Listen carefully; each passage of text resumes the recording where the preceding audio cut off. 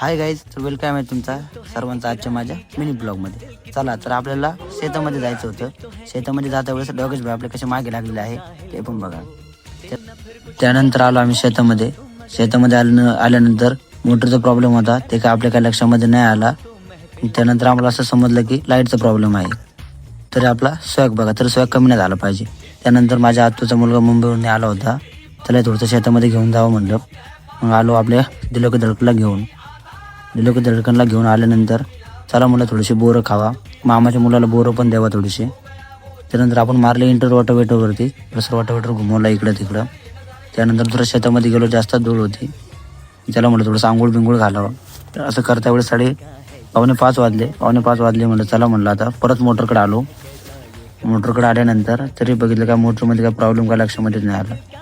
चला मग आजचा ब्लॉग इथं खतम करू. बाय, भेटू नेक्स्ट ब्लॉगमध्ये.